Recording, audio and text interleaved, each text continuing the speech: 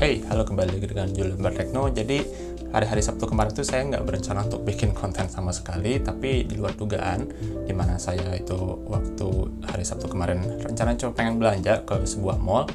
Ternyata di mall itu ada Samsung Store terbaru. Bentuk dari Samsung Store itu sebenarnya kalau menurut saya sih nggak jauh-jauh beda banget ya dengan yang ada di Indonesia. Jadi terbuka tempatnya, lalu di display barang-barangnya Samsung. Cuma yang membedakan Samsung Store di sini dengan Samsung Store yang ada di Indonesia itu adalah barang-barang di display di sini itu jauh lebih banyak ketimbang Samsung Store yang ada di Indonesia. Di sini juga di display barang-barang flagship mereka seperti Galaxy Z Fold 2, lalu ada Galaxy Flip 5G, ada Galaxy S21, ada TV-TV dari Samsung.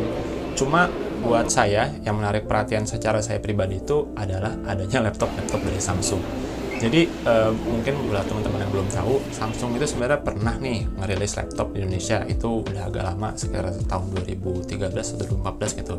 Dimana pada saat itu baru banget tuh dirilis prosesor generasi terbaru dari Intel, yaitu Haswell, yang sempat bikin revolusi ya di perlaptopan, karena efisiensi dayanya itu jauh lebih irit ya, lebih efisien ketimbang generasi-generasi sebelumnya. Di era-era itu juga istilah ultrabook tuh mulai diperkenalkan, karena pada saat itu manufacturer laptop itu berhasil bisa bikin laptop-laptop yang tipis tapi tetap cukup powerful. Nah, kembali ke laptopnya Samsung. Jadi yang di display pada Samsung Store yang saya kunjungi itu adalah beberapa seri dari Galaxy Book. Jadi ada Galaxy Book Pro, ada Galaxy Book Pro 360, ada Galaxy Book Ion. Tapi saya entah kenapa nggak nemuin Galaxy Book yang Odyssey ya, itu laptop gaming Samsung. Padahal tuh saya tertarik banget untuk melihat itu. Tapi nggak apa-apa, saya di sini akan bahas sedikit soal pengalaman hands-on saya. Jadi ini bukan review ya, jadi saya cuma nyoba sebentar navigasi dan sebagainya di laptop-laptop Samsung yang terbaru, terutama di seri flagshipnya yaitu Galaxy Book Pro dan Galaxy Book Pro 360. Saya akan mulai dulu dari Galaxy Book Pro, di mana yang di display pada saat itu adalah yang model 13,3 inci. Ini pakai prosesor terbaru dari Intel yaitu generasi ke-11, lebih tepatnya yang model i5. Dan yang bikin spesial dari laptop ini adalah pertama, dia bobotnya ringan banget, cuma 800-an gram. Yang kedua adalah layarnya itu udah AMOLED. Ini tuh benar-benar masih jarang ya, apalagi di Indonesia. Saya nggak tahu apa udah ada laptop yang layar AMOLED di Indonesia.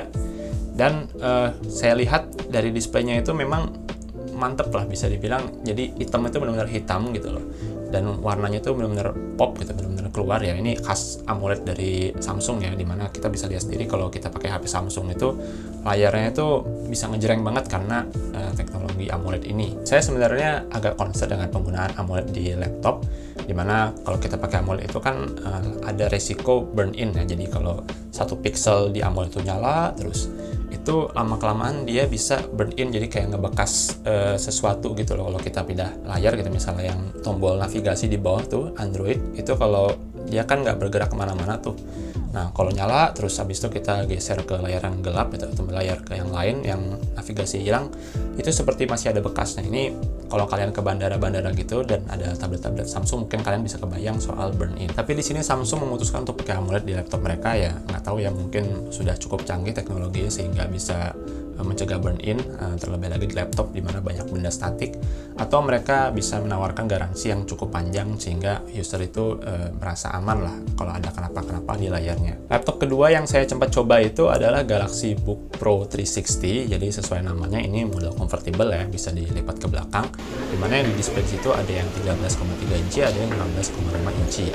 Nah, seperti Galaxy Book Pro, mereka juga pakai Intel generasi terbaru, generasi ke-11, dimana yang di display situ yang model 13 inci itu ada yang pakai Core i5 11th Gen, generasi ke-11, dan yang model 15,5 inci pakai Core i7 11th Gen. Keduanya punya Intel Iris Graphics Xe, jadi sama seperti Galaxy Book Pro. Lalu karena dia convertible, dia juga punya touchscreen. Tapi ya karena ini ada touchscreen, jadi bobotnya itu nggak bisa seringan model yang Book Pro aja, yang nggak 360. Touchscreen di laptop memang pada umumnya selalu bikin berat. Jadi laptop-laptop kayak misalnya LG Gram gitu yang mengedepankan keringanan laptop itu biasanya nggak pakai touchscreen sama sekali untuk menghemat bobot. Jadi seperti yang udah saya bilang di awal, saya punya waktu sedikit untuk mencoba Galaxy Book, baik yang Book biasa maupun yang Book Pro.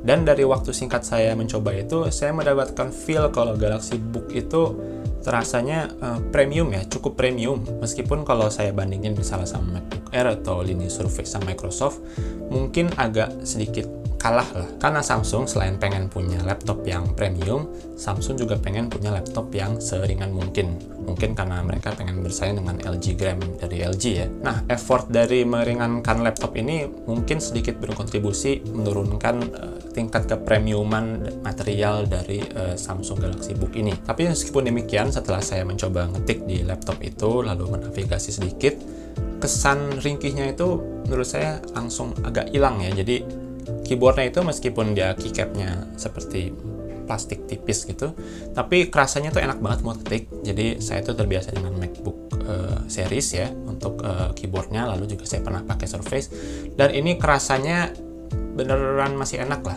Jadi nggak kerasa laptop murahan atau laptop yang asal yang penting ada keyboardnya. Ini kerasa beneran tuh keyboardnya itu seperti di engineering sedemikian rupa sehingga buat ngetik itu enak. Mungkin ini pertama kalinya saya cukup tertarik untuk nyobain laptop Samsung secara langsung dan pengen punya juga gitu loh. Setelah sebelum-sebelum itu Samsung cuma rilis laptop-laptop yang menurut saya agak mediocre lah, biasa aja lah, nggak terlalu spesial dari segi desain maupun dari segi performa ataupun dari segi ergonomi.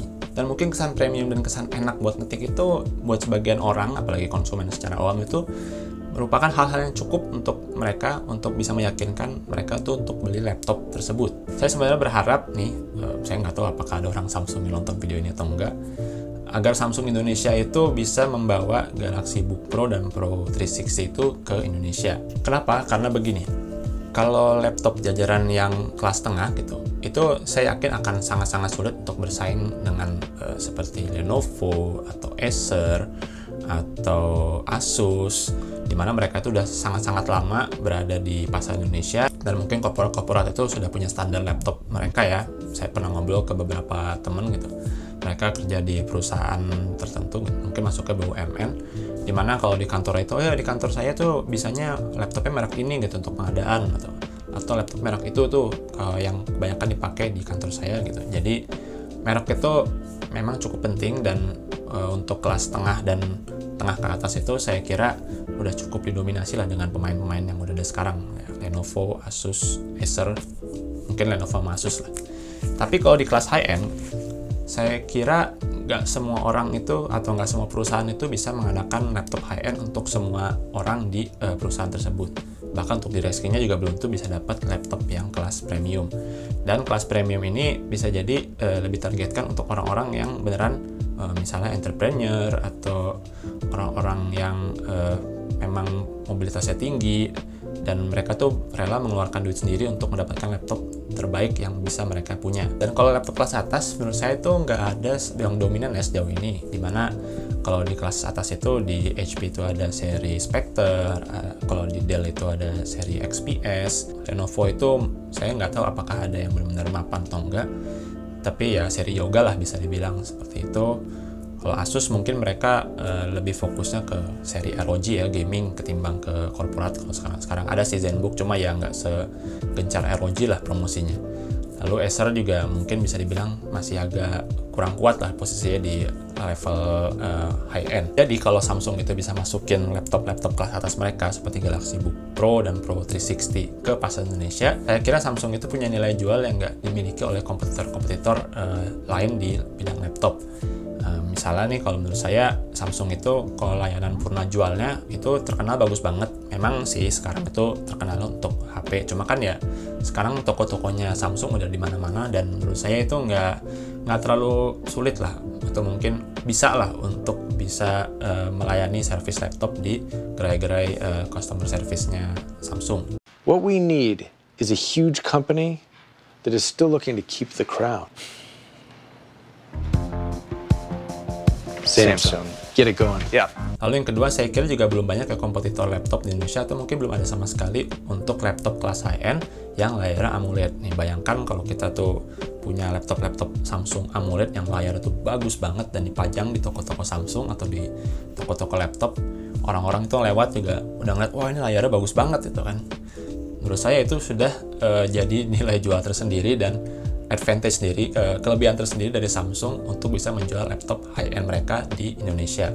Dimana komputer-komputer lain ya banyak kan mungkin masih pada pakai LCD biasa gitu, IPS, Dan kalau masalah warnanya itu nggak bisa se-popping, ngejreng dari Samsung. Saya nggak punya data spesifik soal ini, tapi saya cukup yakin kalau Samsung itu salah satu yang bikin mereka itu HP-nya cepat laku adalah, atau mungkin HP dan tabletnya cukup laku itu adalah karena layar-layarnya itu bagus, itu layar-layar AMOLED dan selalu dipajang di depan. Nah, lakukan aja hal yang sama untuk laptop, sehingga mudah-mudahan sih saya kira itu bisa laptop Samsung itu cepat terjual, cepat menarik perhatian orang, hanya karena dari layarnya sendiri yang sudah AMOLED. Oke, demikian aja video dari saya kali ini. Bagaimana dengan kalian? Apakah kalian tertarik untuk nyobain laptop high-end dari Samsung? Apakah kalian setuju kalau Samsung itu sebaiknya jual laptop lagi di Indonesia? Silahkan tinggalkan aja di kolom komentar. Like video ini jika dirasa bermanfaat, silahkan subscribe jika tidak ingin ketinggalan konten dari lembar teknologi lainnya. Saya Jul, terima kasih telah menonton.